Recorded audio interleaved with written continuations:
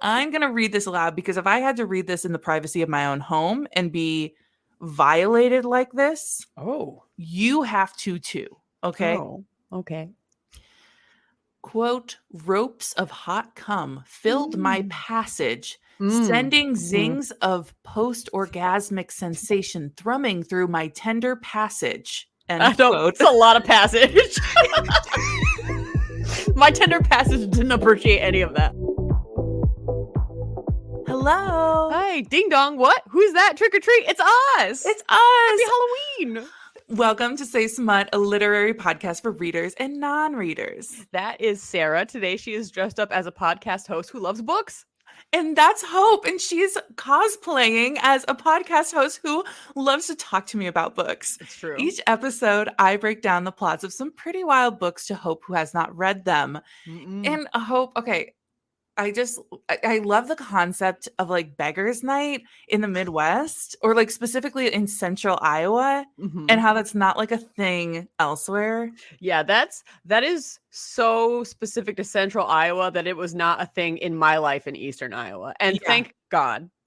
Explain what it is to people who maybe don't. Did we talk about this last year? I don't think so. Let's talk about it so fast. For those who do not live in central Iowa, Beggar's Night is typically the night where kids go trick-or-treating, but it's not on Halloween night. And it was done because they were worried about, obviously they wanted kids to go out when it was still light out and the days are getting shorter. So they would do it between like 5:30 and 7:30 or so, and they would do it on typically a weeknight because they were worried about like drunk drivers and stuff, or like people out driving and there's so many kids like crossing the road and stuff, and there's kids running amok. So they did it on times where like you could be seen and visible, and also on a night that's not like a weekend when people might be going out and partying for Halloween. Right. And so then you'd also have like this theme of like going up to a door, ding dong, and open door here, but you can't get the candy until you tell them a joke. And I didn't really follow that rule. Like, that's not a super hard and fast rule, but yes, you have to have a joke when you come to a door. So I don't remember any of the jokes I had growing up.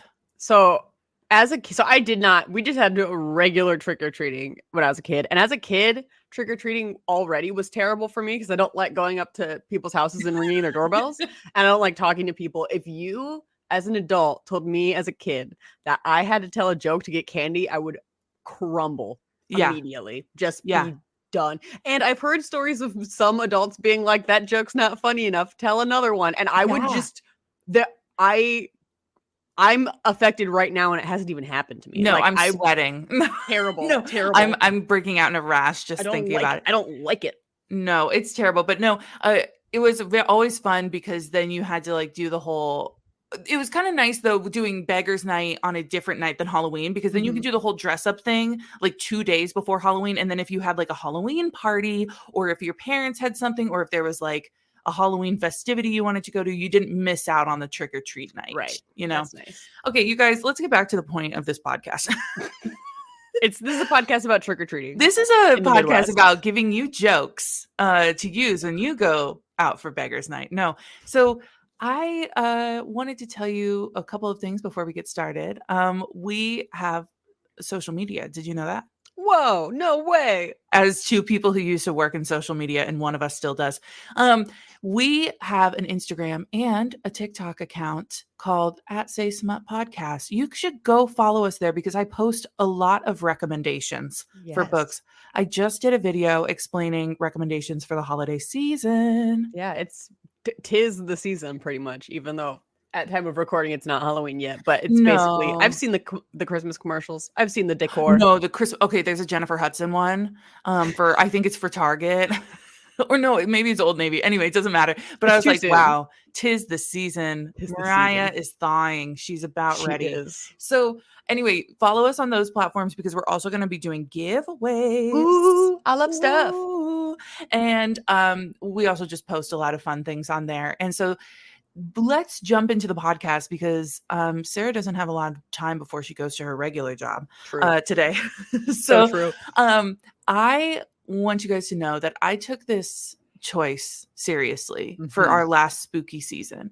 Just to recap, Hope, what have we encountered this spooky season for some of the previous episodes that people can go check out? Yes. So we have encountered, I technically Butcher and Blackbird was spooky, right? Yes. Serial killers. Serial killers. So spooky in a serial killer way. We've had Corn Man, obviously. No, Corn Daddy. Corn Daddy, sorry. Though I don't want to put disrespect on Corn Daddy's name. Corn Daddy. You. We did the sequel to Jack, so that was a pumpkin guy. What did we do between Jack and Corn Daddy? I drew a picture for it, and now I don't remember what we did. Oh no! Oh, Headless Horseman. The Headless Horseman. I can't believe I lost my head. I forgot. Screw that on tighter next time. Yeah, check out all of those. And if you want even more spooky stuff in the next several days before Halloween, go back a whole year, and there's even more goofy stuff that we've done for spooky season, including Jack's dad, Jack. Yeah. Learned about Jack's dad, and then come back around and learn about Jack. As you've mentioned, we've got the Headless Horseman, we've got Corn Daddy, we've got serial killers, and we've got a pumpkin man. What do you feel like is missing from our lineup, if you were to guess? Do you want me to tell you truthfully based on what I know my research topic is? Or do you want... Okay, well, no, I'm kidding. Well, this is weird. This is uncomfortable. How do I politically answer this What question? are some other autumnal things? I'm going to list a bunch, knowing most of them are not the topic of this book. Okay. We haven't done werewolves. We haven't been super done a Frankenstein. No. We haven't done a Scarecrow. We haven't done, I don't know, other stuff. But Sarah gasps. So what does it mean? It's a Scarecrow, because today we are going to be reading Scream for the Scarecrow by Violet Taylor. Wow. Now, I think this is going to be, there are a lot of elements of this that are reminiscent of Corn Daddy. Okay. Great. Because where do you see scarecrows except for in fields? Right? Usually fields. But also, if you remember, Corn Daddy had a very lovely author's note of content warnings. Yes. And it was like kind of proposing as if it was going to be super dark, and then it wasn't, because it was really funny. This is actually kind of a darker book. Now we're going to make it funny. At least we try to make it funny, because the concept of a scarecrow fucking you in a field is funny. You I giggled right when she said it. Yeah. So I am going to give you some content warnings. But this is your reminder that like you should always check your own content warnings and make sure that you understand what you're reading. Because sometimes we don't cover things in depth that are going to be more done in the book if you want to read it. So content warnings: death and murder, blood. And blood during I want to be clear, blood during sexual scenes, gore, questionable consent, which this is your reminder that consent is always important. So important. We keep saying it. And then choking, and there might be some other kind of BDSM-y, BDSM-y things, you know. So Scream for the Scarecrow has a 3.18 on Storygraph and a 3.62 on Goodreads. Wow. This is from Violet Taylor's Goodreads, so this is a little bit about her. Violet Taylor is a crystal and candle shop owner by day and paranormal romance novelist by night. Fun. So fun. 2 very fun jobs. So cool. She spends her free time fantasizing about living in an isolated mountain cabin with her wonderful husband and herd of fur babies. She prefers her books with magic, mates, and plenty of muscles. Excellent. So that's about our friend Violet. Thank you, Violet. Are you ready to scream for the Scarecrow? I've never been more ready to scream. Please don't scream for the sake of our listeners who have especially headphones on. I'm loud enough. But I am going to disclose right now before we jump into the book that this was not the best written book from a scenic perspective. And I've talked about this before, where sometimes I have to reread scenes over and over again to actually get a gist of like, what is going on here, and how did their clothes magically come off and now they're like skin to skin, or like how is she in that position because they were just in this position, you know what I'm saying? Like, they don't really sell the scene to me as somebody who's going to analyze this. And again, not that this book was really made for analyzing. It's so crazy that they didn't write this book specifically for us to talk about it on our podcast. Yeah. So my first question to you, Hope, is what do you do when you're picking out a pumpkin? What do I do when I'm picking at a pumpkin? Well, I'm looking for a good surface to carve because I'm like, I Oh, don't know that I've ever bought a pumpkin and not carved it. So generally looking for size and then hopefully a flatter side to carve off of, not too many bumps. That's usually it. It depends on what I'm gonna put on it, but I'm usually trying to find a pumpkin that will be a good landscape for my carving. okay. Well, we're going to enter on our main character, Scarlet, who is at the pumpkin patch. They call it a pumpkin farm. That is not correct. It's a pumpkin patch. And they're picking out some pumpkins and they're kind of disagreeing on what size pumpkin. And Sure.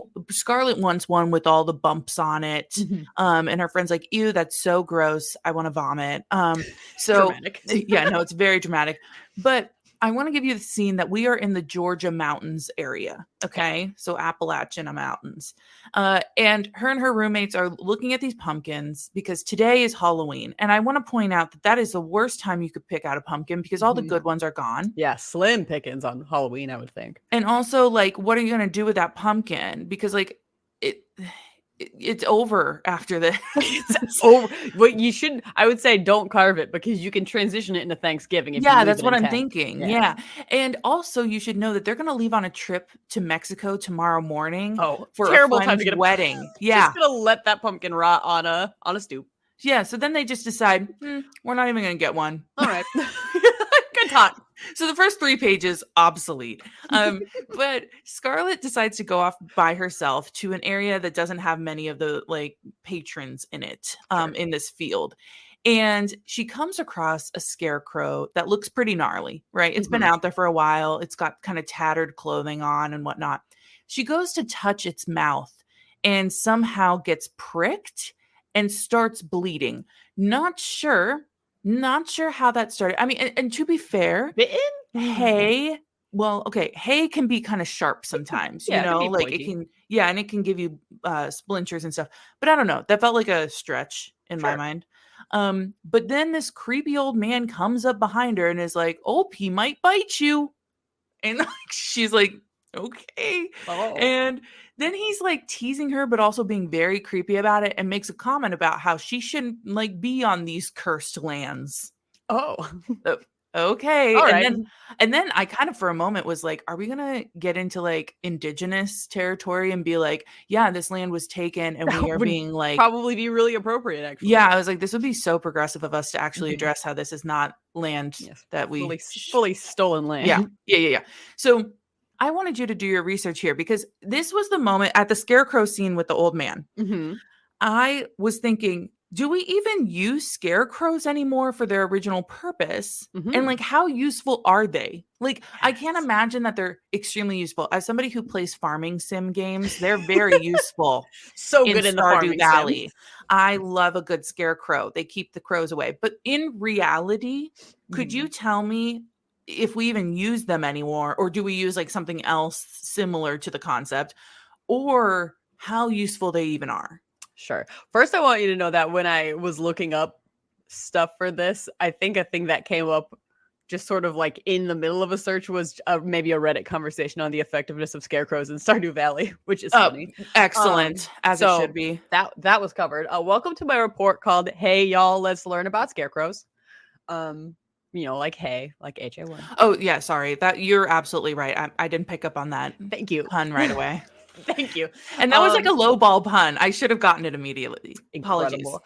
I would like to give a huge shout out to the University of Maryland Extension Office and Frederick County Master Gardener CT Ward, because when I do research, usually I will like do a framework of the stuff I want to include, the what's and the wins and the wheres and the whys, and then I will pull a bunch of sources and start reading through them and then compiling my research. And so I pulled a bunch of resources together, and one of the last ones I found was this article titled "The Story of Scarecrows," written in 2023, and it uses a majority of the internet sources I had already come across. Can I just tell you that when you do research about specific topics like Mhm. this, like kind of obscure, a little mundane topics, you always find one that's like, here's everything you need to know about a scarecrow. Yeah, Here's everything you need. Here's what keeps me up at night as somebody who it's makes great. corn mazes. Like it's so oddly specific.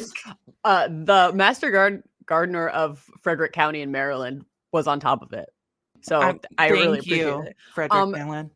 Yeah, so that really helped, and it helped me condense the history part of my research, which I was always going to include, even though you didn't ask for it. So Thank you. all of that to say, thank you so much to C.T. Ward, the University of Maryland Extension Office, Juliette Favreau and her article, The History of Scarecrows, which is in thanksgivingpoint.org, the Humane Society of the United States, the Penn State Extension, and very like-minded Lori Rotenbach, who wrote an article for Modern Farmer titled, Hey, Man, the Curious Life and Times of Scarecrows. Nice. Yeah, nice. So I was like, we're so smart with our You know who's a modern farmer?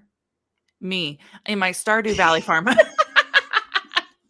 I am such a modern. I use the most modern technology.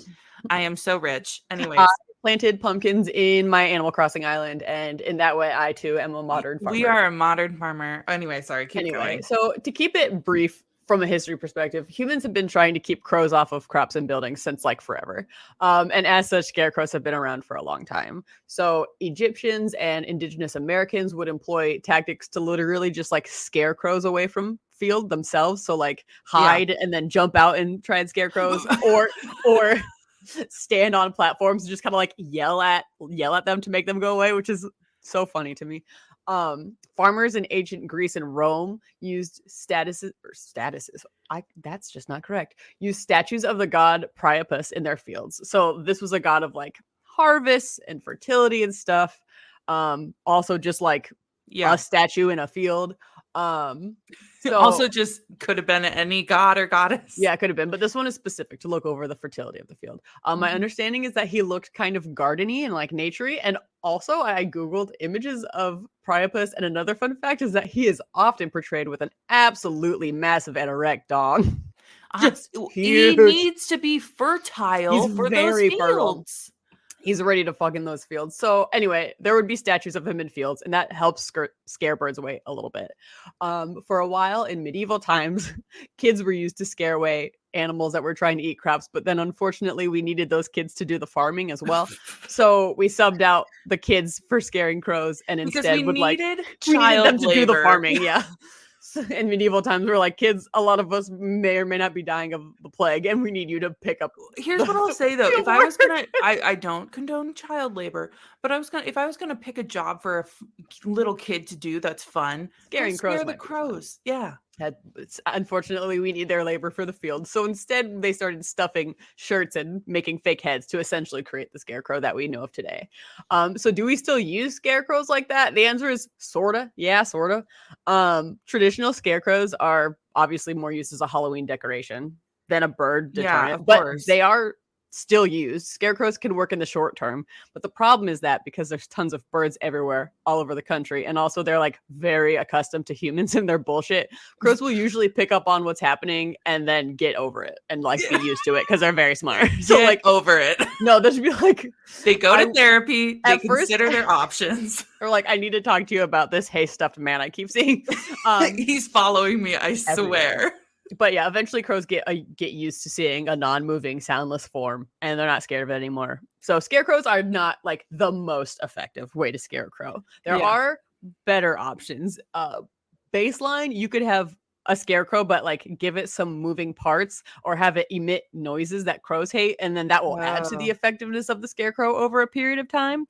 In general, speakers emitting noises that crows hate are effective. I saw a lot of mentions of speakers with that played crow distress calls, which feels like psychological warfare on crows, but whatever keeps them at bay. Speaking of psychological warfare, you can hang effigies of fake crows, and that will scare the shit out of crows and me in a way that makes them stay away from your field for a period of time. Yeah, no, if I saw, dead humans, I'd also be like, maybe I shouldn't go over here. You can take shiny and clanking stuff like pie pans or mylar streamers or other like spinning shiny shit. And that will kind of freak them out. I also saw mention of using pyrotechnics, but I don't recommend using pyrotechnics. It just seems dangerous. Yeah, especially in a field. In a field seems highly flammable. And then you can use not just, and don't do this with just any laser pointer. You can use like a low energy laser pointer light and point it at where the crows are like roosting and nesting, and it will disrupt that area for them. Can I give you a quick aside about my father? Of course you can. My father has this little pond in his backyard. He's in a cul-de-sac. A bunch of houses face this pond. And during 2020, when we were all losing our minds, I guess the geese were also losing their minds and deciding to congregate and stay at home in the pond. Hey, so it was Dad a pandemic. Dad had gotten a gag gift of like this fly gun that was like supposed to squirt like salt water. Yes. Okay. But it was supposed to look like kind of a military gun with like a laser pointer on it, like as a joke. Like and he a was scope. like, yeah. And my dad looked up all these different ways to get rid of these geese because these geese would keep him up all night. I mean, they were so loud. And so he finally realized that you could use the laser pointer, and he'd go out and use the laser pointer on he would like get his little gun out and it would look like he's going to shoot these geese, but it's just like the laser pointer and then they'd all disperse. Anyway, so whenever anybody talks about that, that just felt really fitting. Yeah. Anyway, the caveat with all of the methods that I've mentioned to this point is that you have to change it up and kind of move around where you're doing it in the field, because otherwise crows will stop giving a fuck over time. Yeah, no, of course. They'll get accustomed to it. They'll go to their therapist. They'll work through it. And then they'll be like, you know what? I can do this. I used to be afraid of that, but I'm not anymore.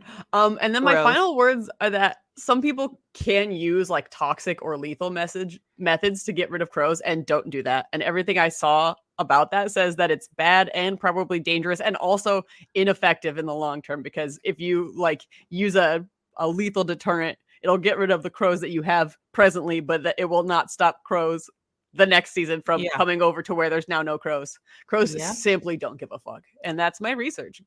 Thank you very much. I just was like so interested because as I was thinking about it, I was like, I have seen it as decoration. Obviously, we've all seen scarecrows as decoration, but I was like, I don't know how effective those are and how because we modernized so many things that I was like, I'm sure there's not a hay-filled man in a field anymore, but they might have other techniques. Anyway, you can use netting. Netting sounds. Yeah. Terrifying effigies of dead crows. All of the above. All of the above. Hey, thank you so much. I appreciate that. Hey, you're welcome. Hey, you.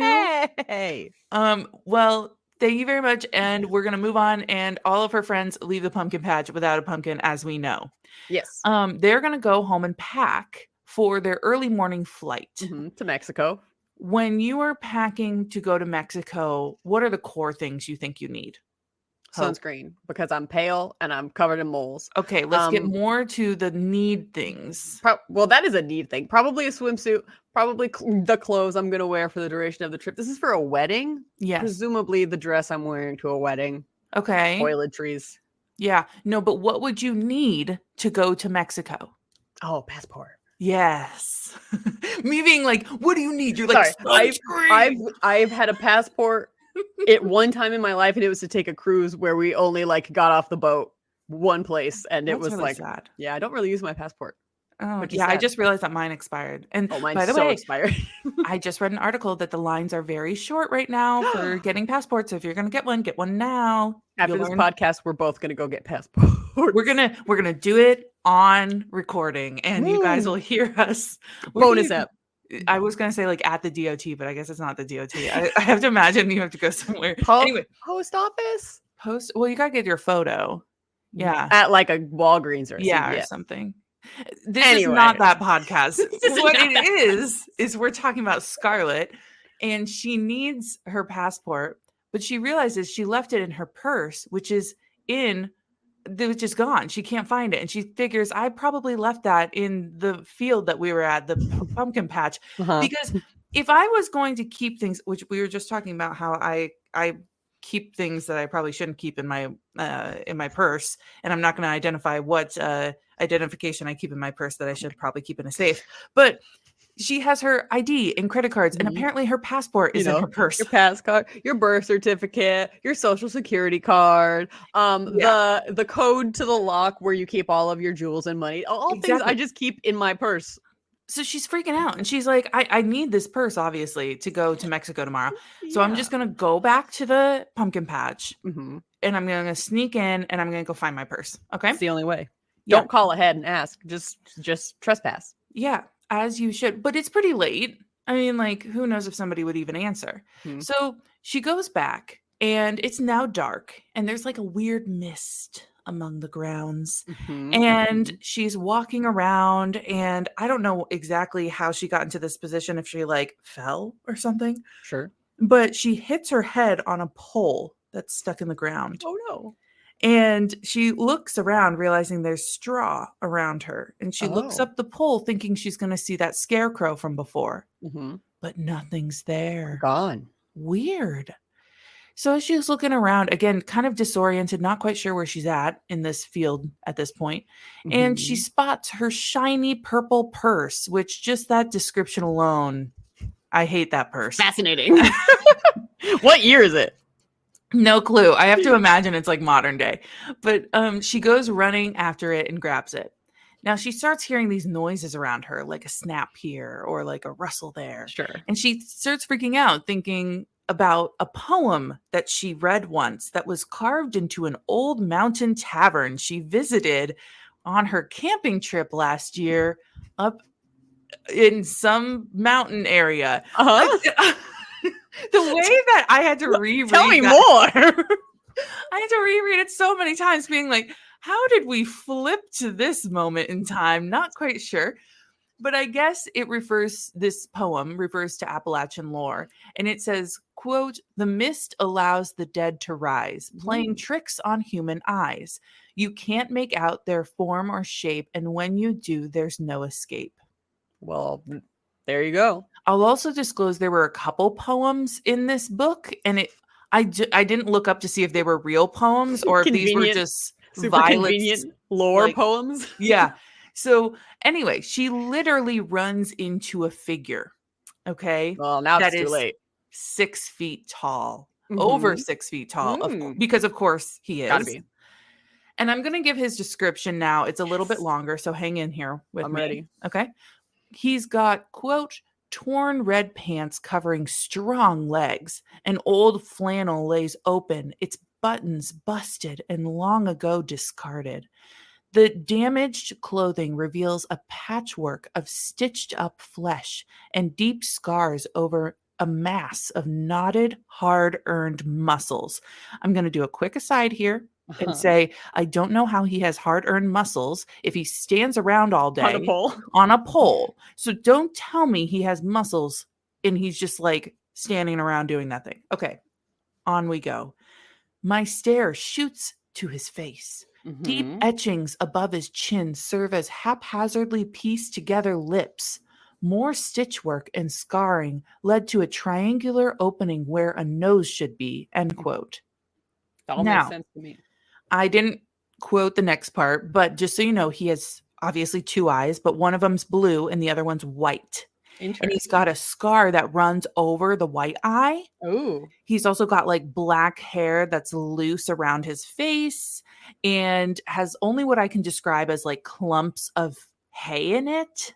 Like, so Mhm. very dirty, Yeah. No, that makes sense to me. very gross. And he has really, really sharp cheeks. He has the He most has insane cheekbones. incredible cheekbones.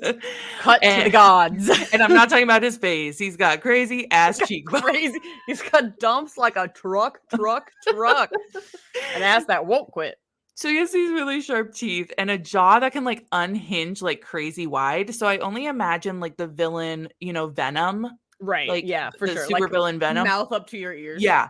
It is in fact the Scarecrow, if you were wondering, if this was any question at this I point in had this a hunch it podcast. could be the Scarecrow from earlier, but I wasn't sure. So he pins her to the ground and says, "Don't waste your air. I haven't given you anything to scream about yet." Yet. Yes. I wrote the book this You time. did. By me.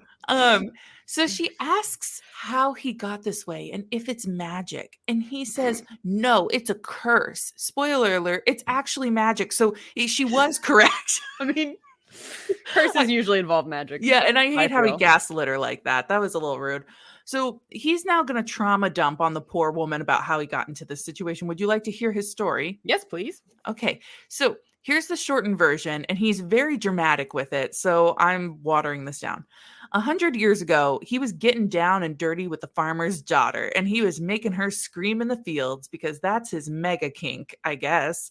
And she got pregnant. And when the dad, the farmer, found out and got suspicious, instead of being like, "That's my man," you sure? No, that's my man. She turns on him and she's like, yeah, no, he like maybe forced himself. Like we're unclear of like how she turned on him, but it made it sound like maybe she accused it of not being consensual. Sure. Right. So the farmer comes and gets homeboy and I guess like ties him down and tortures him with his friends. Like they're all just like having a good time. And then they hang him from a tree. And then they let his body down so that the animals can tear it apart. Well, then. And like let it kind of rot on the forest floor before this like local forest witch takes the pieces because the farmer was like, this is not enough like torture for this man. So that he was like, hey, local forest witch, could you maybe like piece them back together? And she's like, no problem. And she's like, let me get my needle and thread. And so then she cursed him. So now he has to live his quote unquote life watching through beady eyes. And so he's just been on his scarecrow shit for 100 years. But he also, once a year, the veil thins enough that he can come out to play. Now, he still can't leave the grounds of the field, okay? Right. But sometimes people will come to the field. If you happen to have lost your purse with every critical identifying document that you could possibly own, he will come out and play with you. Yes. So he's like, typically I get men who run through here and I'll like kill them and it's very fun. I've never had a woman, but I have manly needs. Of course. Like, he's like, I have the needs of a man and I haven't done the dirty for 100 years. Like, it's just, I don't know. Okay. Classic men. So while he's telling her his villain origin story, she's like feeling sorry for him. And she's like, oh, it's a tough break. Oh, bummer, man. Bummer. So then he starts like dry humping her and she starts like moaning. And he's like, wait, are you into this? And she's like, maybe a little bit, maybe just a bit. And she doesn't verbally give affirmation like that she was into it, but then internally is freaking out because she's very much into it. So he does finger her to completion, but again, that consent, very questionable. The consent's going to be very clear in the next couple of actions. Okay. Because again, she's into it. And I'm going to also note here that he's very clearly insecure about his appearance, especially because she's so pretty. And then he's a scarecrow. Yes. And he's got like patchwork done on his skin. And he probably looks like this. Another picture. Well, there's a purse. There's a bowl. There's the purse. Hey. Yes. Oh, that's a good one. But then I also did a more close-up of his face. It's just spookier. Thank you. Okay, that will go on. That will go on the Instagram story as it always does. Good. And then, so he strips her down to only her boots to play a game. And you guessed it. What do you think they're going to play? Hide and seek? Pretty much. It's a game of cat and mouse. Yeah, He wants her to chase her. Yeah. And I also say at this point, thank you for allowing her to have her shoes on. Yeah, that was kind. That was very practical. Could you imagine running through a field barefoot? Absolutely sucks. We just talked about how sharp like hay and like corn stalks are. Like, oh my gosh. Yeah. Just stab through your foot. Gross. Anyway, so at this point, she very much verbalizes that she wants to play. He's like, you want to play a game? She's like, yeah, for sure. And she runs, and it isn't long before she trips over something because Scarlet's a dumbass. I'm sorry.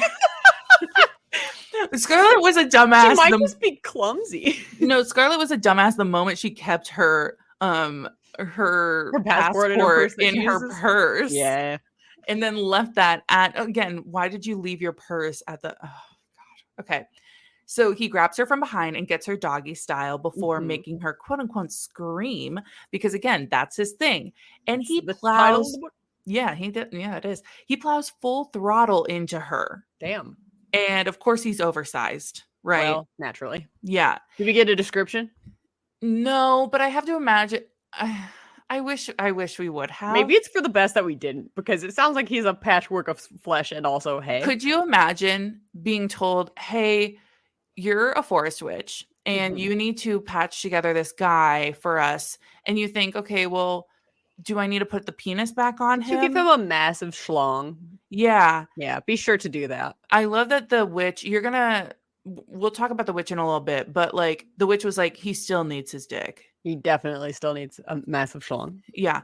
So anyway, so she is now screaming and very much consenting. And just as she's orgasming, he bites into her shoulder. Oh. And he has like a thing with blood because earlier she like bit her lip a little too hard and he licked the blood from her lips. So like it's a thing. He likes to murder, so that makes sense. Yeah. I'm going to read this sentence aloud. Okay. I'm going to read this aloud because if I had to read this in the privacy of my own home and be violated like this, you have to too. Okay. Oh, okay. Quote, ropes of hot cum filled my passage, sending zings of post-orgasmic sensation thrumming through my tender passage. End quote. It's a lot of passage. My tender passage didn't appreciate any of that. 2 passages in one sentence. 2 passages. And they're not even different passages. It's the same passage. It's the same passage. Okay. So many ropes have come. Spoiler alert. There's going to be more passages as we go through this book. Will there also be more ropes have come? I'm not sure I'm ready. I kept the ropes have come out of it, but there are other descriptors. Again, if you want to get hot and bothered in this book, this is why this is a darker romance, but the way it was written, I'm like giggling because the words used, not super hot. Okay, so just as he finishes, she goes to like crawl away and he's like grabs her and is like, "No, we're not done." And I'll fuck you with something other than my penis, which then I sat there and was like, "Do you have another penis? Do you have No, it's instead of that, hands?" And then I was like, "Oh wait, it's probably his mouth." And then I read 3 more sentences. It was his mouth. Oh. Who would have thought? And with his sharp, pointy teeth? Yeah. Oh, just wait. And she's like, "Yes, please. You own me. I want to scream again." Okay. Wow. So again, consent very clear right now. I like that though. I appreciate clear consent. Yes. He does go down on her. And I imagine that he has the insane length of a tongue that like, remember when we had Given to the Ghoul and he had like a crazy tongue that like went into her ovaries? Yeah. Jack also had a really long tongue. Yeah. Yeah. Sure. It's that. Okay. Right. Because he is going multiple inches inside her with his tongue and also enjoys referring to her passage. We all call it a passage. I want everybody who's listening today, who's interested in reading this book, to go download it and then take a shot every time the author writes passage. Tell me how drunk you are at the end. I don't think in good consciousness we can encourage people to do that. Yeah.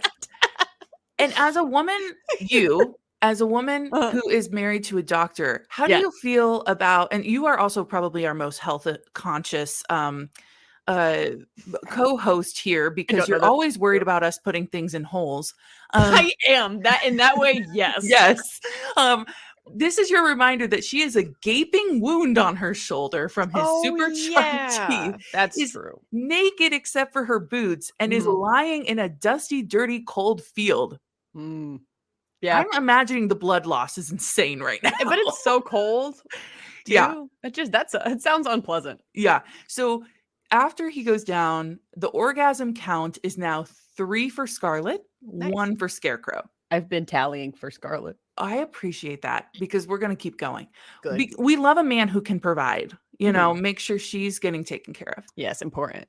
Immediately after he penetrates her again with his own passage. And then I started saying, what's the opposite of passage? Doesn't matter. They have missionary sex. His own passage? No, it was me trying to be clever in my writing. Okay. And me trying to be funny, but not. But then, like, you see me have this train of thought. His boat down her passage. I'm like, what is the opposite of a passage? The way you get down it? Boulder? I don't know. Doesn't matter. They have missionary sex. Everyone just fucking ignore me, okay? Again, I'm only going to read. No, Alexa, not you. Okay. It's not about you. She's like, I thought I heard my name. No. it's not about you, girl. Okay. So again, I'm only going to read this next line aloud because I had to read it myself. Okay. I'm braced.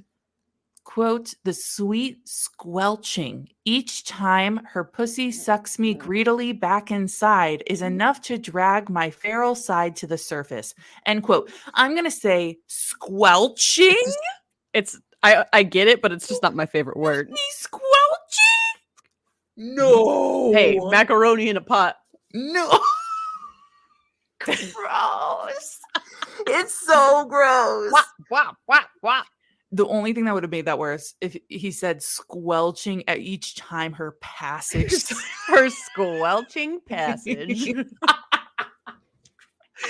I hate it here. Anyway, okay.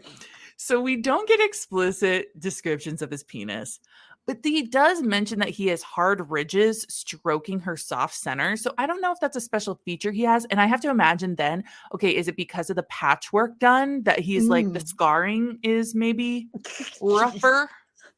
You know? I choose to believe it's the forest witch was like, for her pleasure, ridges for you. Ridges for you and you and you. Okay. So he then opens her mouth. Okay, this is about to get wild, so buckle up. He then has her open her mouth and says, quote, my tongue dips out, sliding down her throat like an eel, end quote. Fascinating.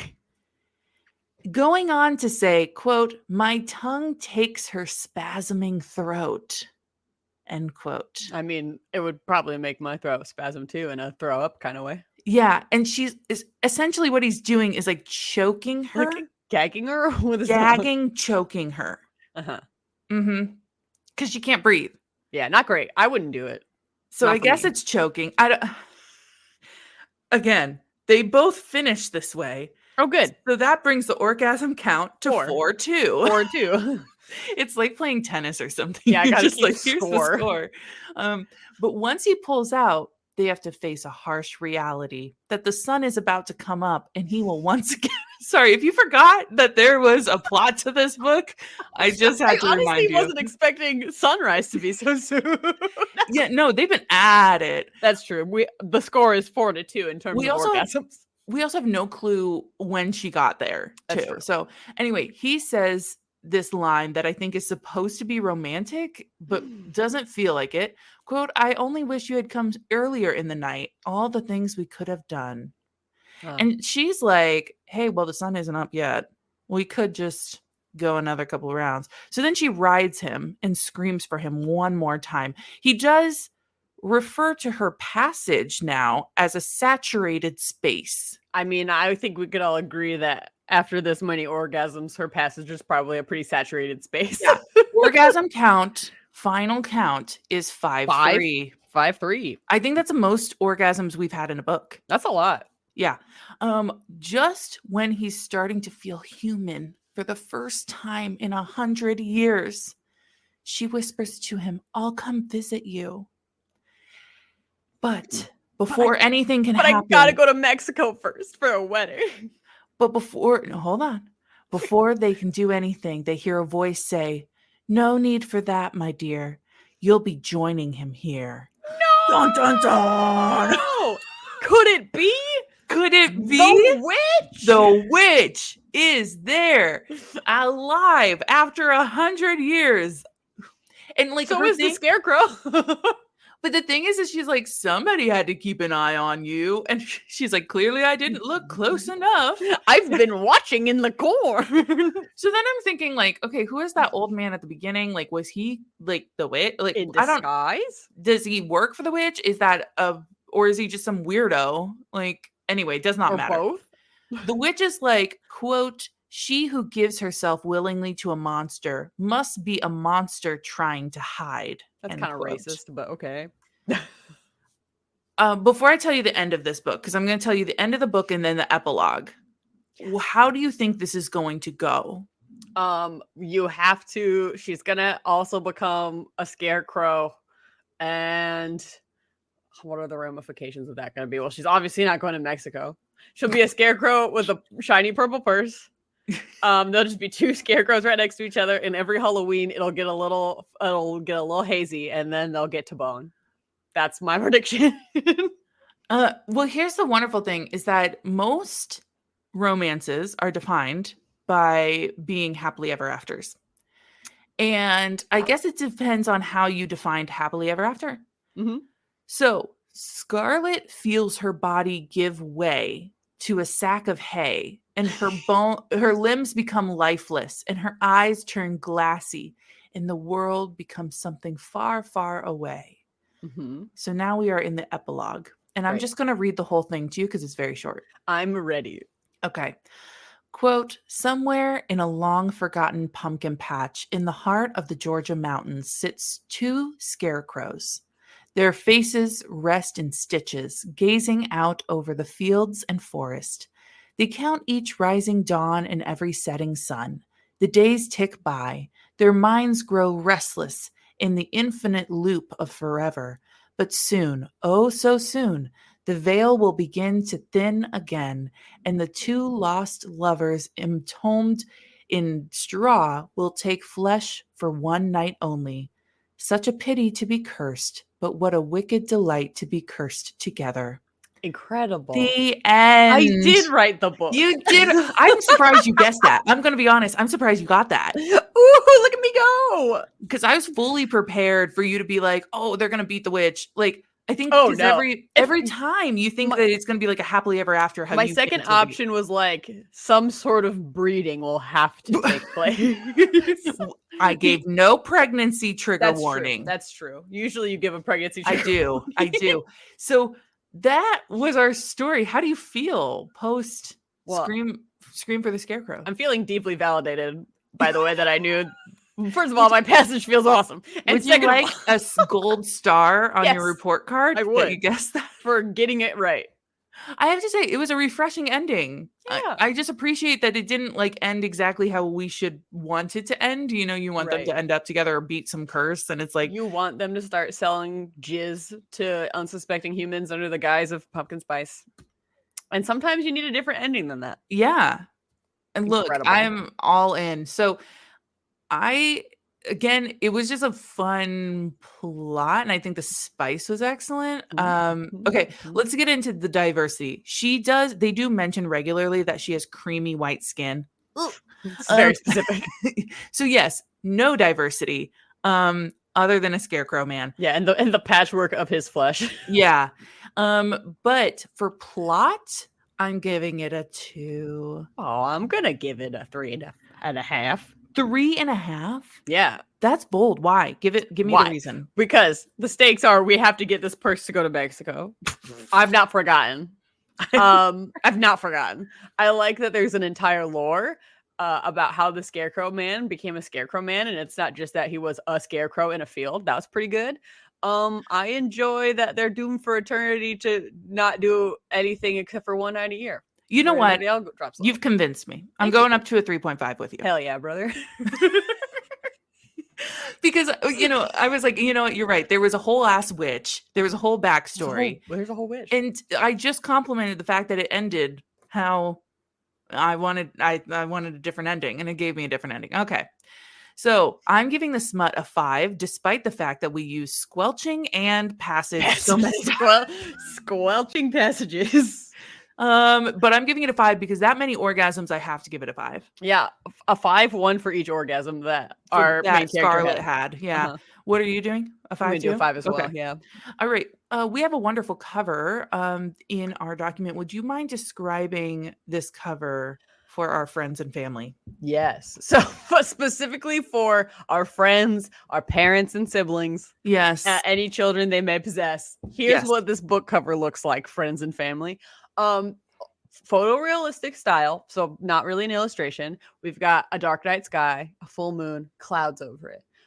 There is a field. It's just full of pumpkins and green vegetation. Yeah. It kind of looks a lot like, I don't know, kale. It doesn't matter. Lots of vegetation in this pumpkin patch. And then we have obviously a scarecrow. He is up on the pole, not off the pole, and we don't see him. He'd be dancing on that pole. He'd be dancing on that pole. Somebody come get him. He's dancing like a stripper. Our scarecrow has like branches for fingers, like very long stick. He's creepy, fingers. Appears to be wearing some sort of long trench coat style coat. You can see kind of hay body. It's kind of hard to make out a lot of his features. Looks to have a sack for a head. You can kind of see like a ripped mouth. Got a little hat on, not the way that I drew it. When you look at our Instagram and follow us on Instagram, it will be different.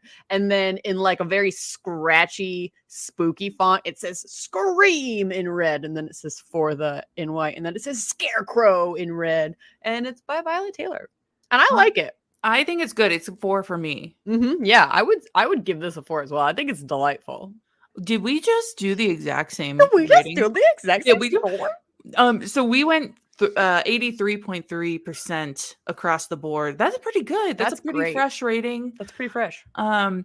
What were your Say Smut moments? Don't keep all your personal identifying documents in your day-to-day purse. What are you doing? Don't do that. Yeah. Don't do that. Yeah.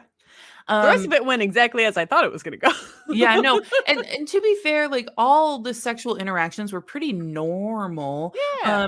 Except People for biting, shoving long tongues down my wet passages. Okay, well now that you're pointing that out, you're absolutely right. Putting the tongue down the throat was Crazy. Kind of wild.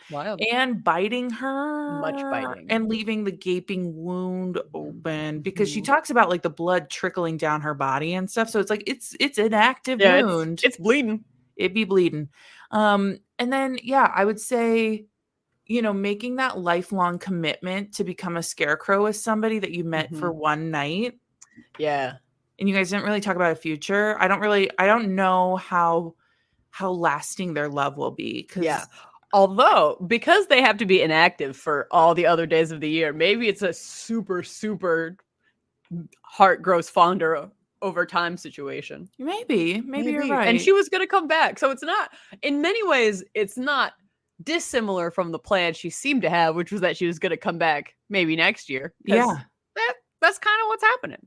Here are some parallels I want to make for our listeners if you listened to the last couple of episodes. First of all, we also had, who was it? The Headless Horseman. She couldn't come back to him until a year later. So that felt very similar. She had to go get his head. Yeah. And then like she couldn't visit his house on Google Maps or something until like a year. Like on Halloween when his talking horse was standing outside. Yeah. And then what's the other one I was thinking of? Corn Daddy? Corn Daddy. Yeah, he wants her to stay with him forever, and she kind of goes missing to the public because she goes underground with him to make his babies. But also the setting just being a field and very similar in that way. Yeah, there was a lot of similarities with some of our other books, but it definitely goes for a darker vibe if you decide to read this book. But I'd say for 45 pages, that's a pretty solid, like there was so many sex scenes. 5 lady orgasms, and we all know how long that can take. So impressive. Oh God, so don't even get us started. Don't even get me started. I do look, the one missed opportunity I would say is that we didn't know the taste of his cum. Yeah. And I was waiting to get that from something. Hey. What else could it taste like? I don't know. Like it's not going to taste like pumpkin. That doesn't make sense. No, it shouldn't taste like corn either because that's not really relevant. So I don't think it's going to taste great. No. Okay, you're right. Okay, well, it's Victoria, right? Violet. Oh my God. Violet Taylor, I'm so sorry. We need to know. We need to know also if he had ridges from the scarring or if it was like a special made penis by the witch. I also want to know, okay, does Scarlet's Scarecrow have patchwork too, or is she like flawless? Because she didn't have to get patched up. Yeah. Is she cute? Does she look like herself, but just made of straw? Yeah. And also, what happened to the girls' trip to Mexico? Did they all not go? Did the wedding get canceled? Yeah. Was the marriage continued? Did anyone care? She didn't come back the next day? Well, thank you so much for listening to us talk about Scarecrow Smut. Yes. You can find us if you so choose on TikTok or Instagram at saysmutpodcast. As I mentioned, giveaways, recommendations, lovely portraits from our in-house artist, That's me. Hope. Additionally, we'd love to hear your book recommendations. Send those our way via email at saysmutpodcast@gmail.com. And yes, we've gotten some of your guys' recommendations. We are slotting them into time, so don't think that we're just like ignoring you. Yeah. Thank you. We love it. Do some more. Pop us a rating or review on the podcast platform of your choosing. Enemies to lovers, we're so happy to have this moment with you. Spend forever in a cornfield with you. Yes, we would spend forever in a cornfield with you, only to get to have relations with you one day a year. That would I know it got weird. All right. Hey, stay smutty, y'all. Yeah, spooky Halloween.